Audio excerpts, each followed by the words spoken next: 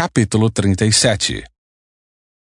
Jacó passou a morar na terra de Canaã, onde seu pai tinha vivido como estrangeiro. Este é o relato de Jacó e sua família. Quando José tinha 17 anos, cuidava dos rebanhos de seu pai. Trabalhava com seus meios-irmãos, os filhos de Bila e Zilpa, mulheres de seu pai, e contava para seu pai algumas das coisas erradas que seus irmãos faziam.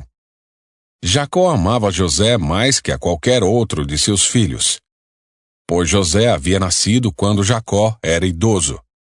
Por isso, certo dia, Jacó encomendou um presente especial para José, uma linda túnica. Os irmãos de José, por sua vez, o odiavam, pois o pai deles o amava mais que a todos os outros filhos. Não eram capazes de lhe dizer uma única palavra amigável. Certa noite, José teve um sonho e, quando contou a seus irmãos, eles o odiaram ainda mais. "Ouçam este sonho que tive", disse ele. "Estávamos no campo, amarrando feixes de trigo. De repente, meu feixe se levantou e ficou em pé. E seus feixes se juntaram ao redor do meu e se curvaram diante dele. Seus irmãos responderam: Você imagina que será nosso rei? Pensa mesmo que nos governará?" E o odiaram ainda mais por causa de seus sonhos e da maneira como os contava. Pouco tempo depois, José teve outro sonho e, mais uma vez, contou-o a seus irmãos. "Ouçam, tive outro sonho", disse ele. "O sol, a lua e 11 estrelas se curvavam diante de mim." Dessa vez, contou o sonho não apenas aos irmãos, mas também ao pai, que o repreendeu, dizendo: "Que sonho é esse? Por acaso eu, sua mãe e seus irmãos viremos e nos curvaremos até o chão diante de você?" Os irmãos de José ficaram com ciúme dele, mas seu pai se perguntou qual seria o significado dos sonhos. Pouco tempo depois, os irmãos de José levaram os rebanhos de seu pai para pastar junto de Siquém. Então Jacó disse a José: "Seus irmãos estão cuidando das ovelhas em Siquém. Apronte-se e eu o enviarei até eles." "Estou pronto para ir", respondeu José. "Vá ver como estão seus irmãos e os rebanhos", disse Jacó, "e traga-me notícias deles." Jacó o enviou, e José viajou de sua casa no vale de Hebrom até Siquém.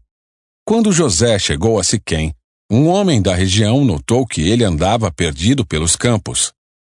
"O que você está procurando?" perguntou o homem.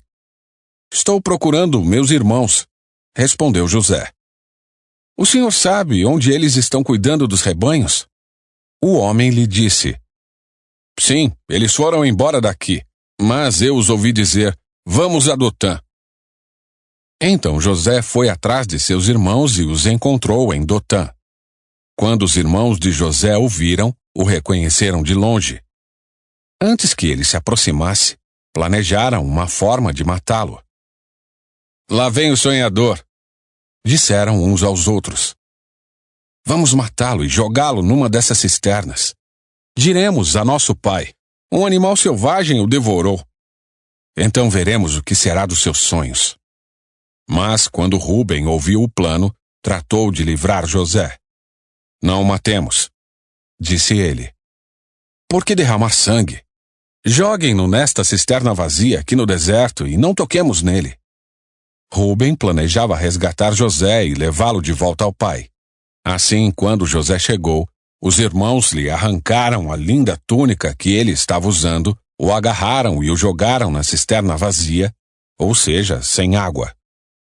Mais tarde, quando se sentaram para comer, viram ao longe uma caravana de camelos vindo em sua direção. Era um grupo de negociantes ismaelitas que transportavam especiarias, bálsamo e mirra de Gileade para o Egito. Judá disse a seus irmãos: "O que ganharemos se matarmos nosso irmão e encobrirmos o crime? Em vez de matá-lo, vamos vendê-lo aos negociantes ismaelitas. Afinal, ele é nosso irmão, sangue do nosso sangue." Seus irmãos concordaram.